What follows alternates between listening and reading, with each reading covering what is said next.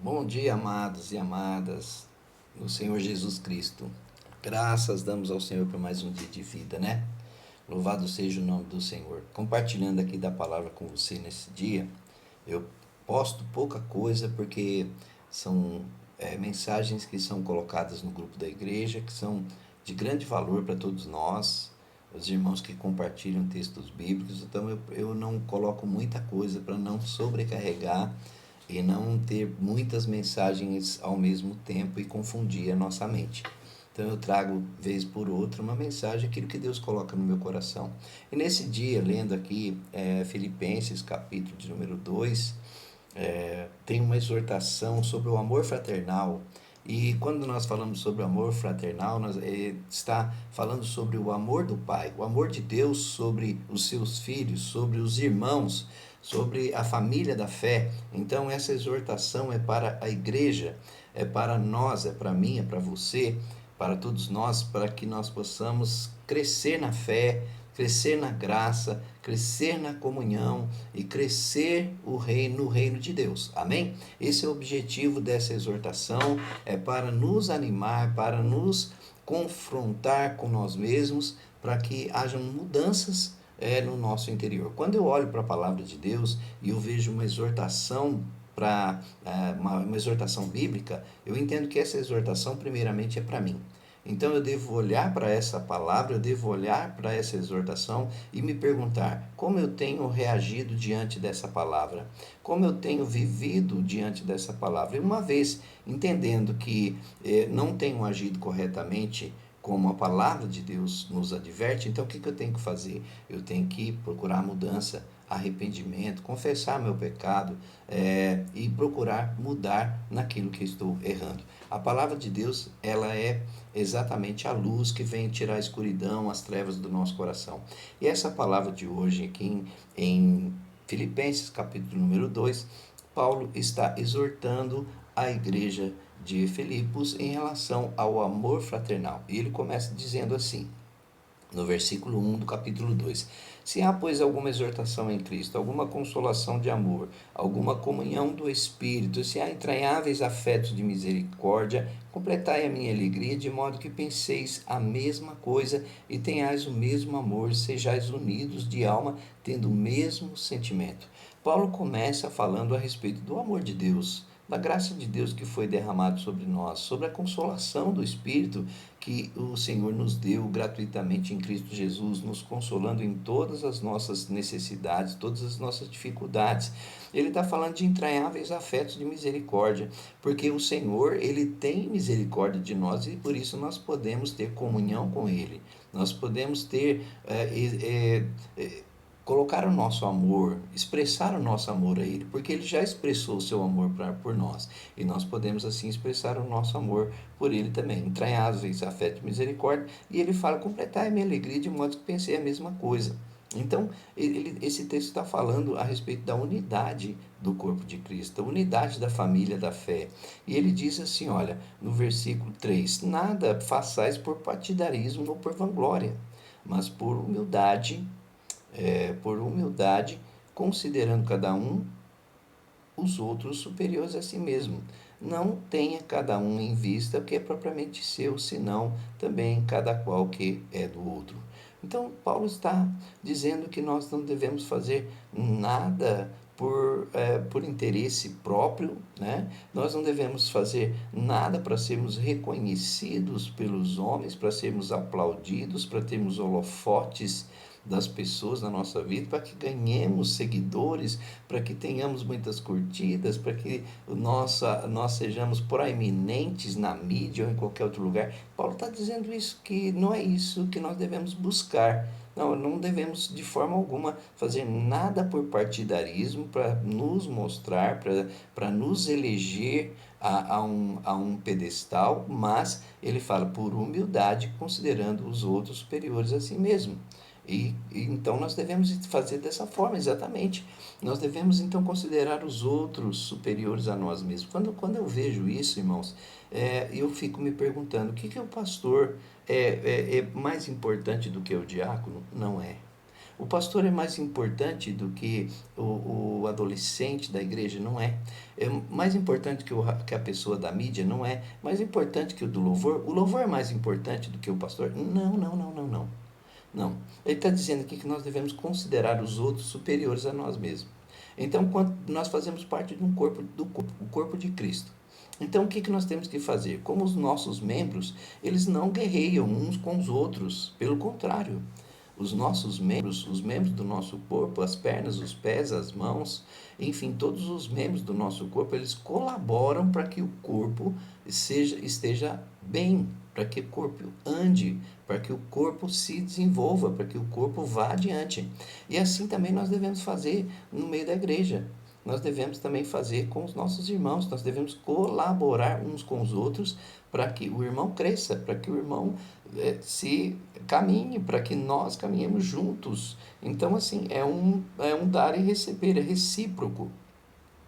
Eu dou amor, recebo amor.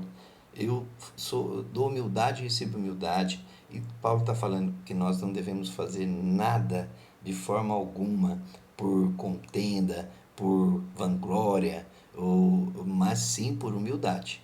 Mas por humildade. E ele fala, não tenha cada um em vista o que é propriamente seu, senão também cada qual o que é do outro. Então nós que devemos o quê? Servir. E aí ele dá um exemplo. O maior exemplo que nós temos na Bíblia de vida cristã é o próprio Cristo, de obediência a Deus, é o próprio Filho de Deus.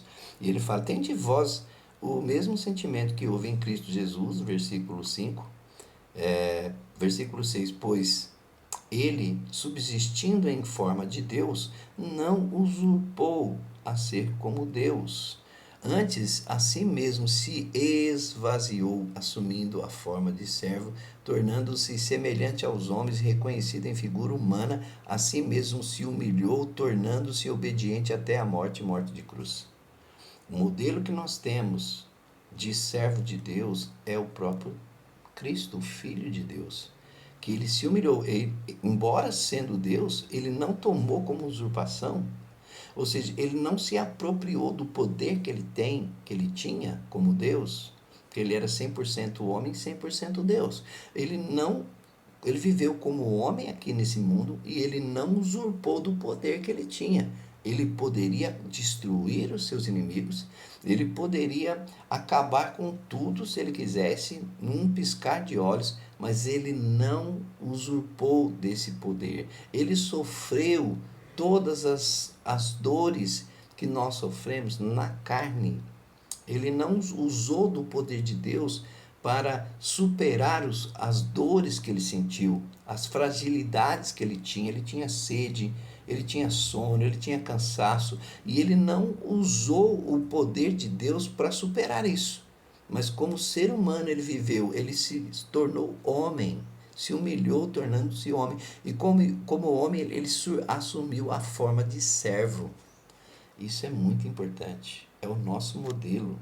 Eu não sou superior a você, meu irmão. Você não é superior a mim. Nós não somos superiores aos nossos irmãos. Não.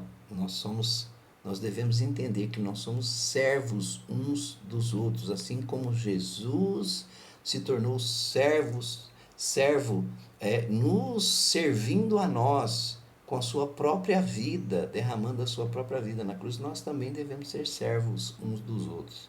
Nós devemos servir uns aos outros.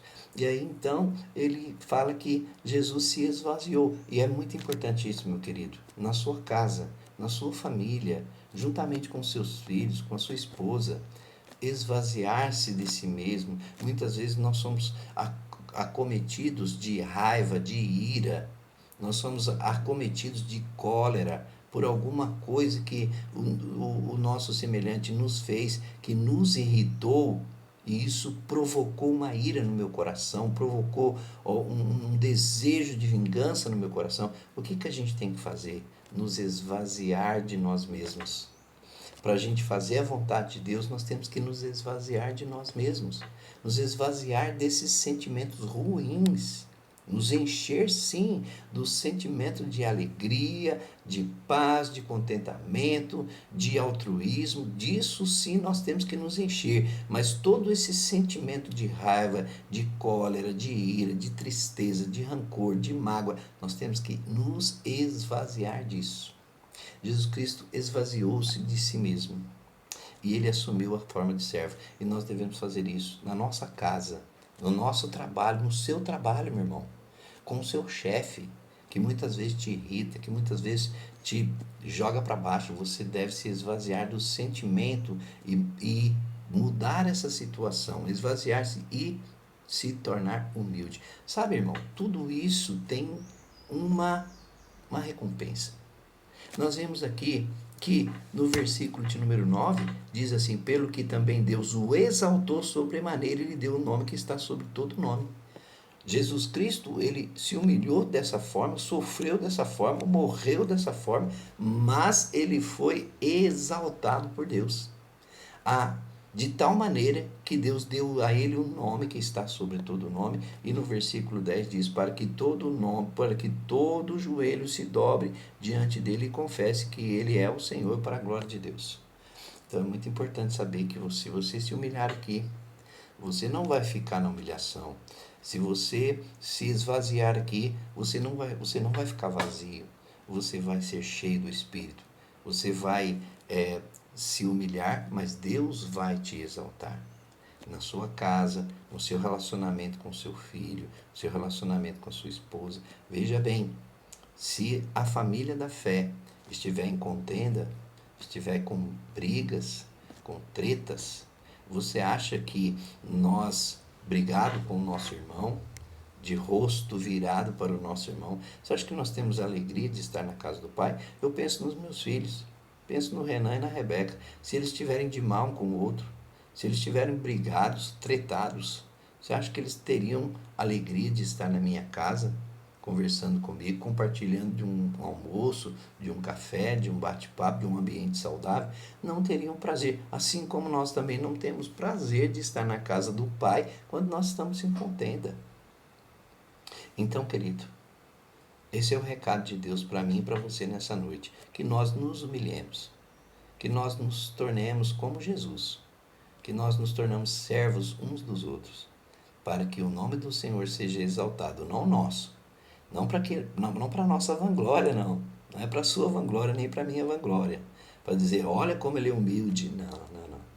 É para que o nome do Senhor seja glorificado e para que haja paz na casa de Deus, para que haja crescimento na casa de Deus, para que haja alegria na casa de Deus, para que haja louvor na casa de Deus, para que haja aquilo que é essencial quando a igreja se reúne, para que haja adoração verdadeira ao nosso único e soberano Deus. Eu quero orar com você nessa tarde, essa manhã, e pedir a Deus que o Senhor nos faça unidos, que o Senhor nos faça um corpo que realmente um ajude o outro, que realmente um auxilie o outro, que os ministérios estejam entrelaçados por sentimentos de amor fraternal, de entranháveis afetos de misericórdia. É isso que Deus deseja. Vamos orar. Deus querido, eu coloco diante do Senhor a vida dos meus irmãos, a minha vida. Eu peço ao Senhor, meu Deus, que o Senhor abra o nosso entendimento, descortine, ó Deus, a nossa alma nesse dia e faça com que essas verdades, ó Pai, se encaixem na nossa vida de tal forma que as diferenças sejam extirpadas, que as contendas sejam eliminadas, que o rancor, que a raiva, que a ira e a cólera, ó Deus, sejam eliminados, sejam esvaziados dos nossos corações e a gente possa seguir com alegria, louvando ao Senhor, adorando o seu nome e, ó Deus, levando a multiplicação do Evangelho da paz a todos aqueles que nós encontrarmos. Abençoa o lar do meu irmão, abençoa a comunhão dele na sua casa, os filhos, os irmãos, os pais com os filhos com os pais, a esposa com o marido com a esposa, os irmãos com os irmãos, que nós sejamos de fato, ó Pai amado, humildes perante o Senhor, para que ao seu tempo o Senhor possa nos exaltar. Eu oro abençoando a vida do meu irmão, abençoando a sua casa, a sua família, a vida da minha irmã, a saúde deles, saúde emocional, saúde espiritual, saúde material, que o Senhor possa enriquecer a cada um com as tuas ricas e santas bênçãos, em nome do Senhor Jesus Cristo, teu Filho. Amém e amém. Que Deus te abençoe, meu irmão. Até a próxima. Tchau, tchau.